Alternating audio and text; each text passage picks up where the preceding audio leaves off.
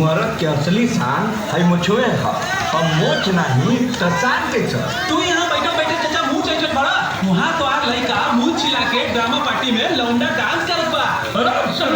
ये का करे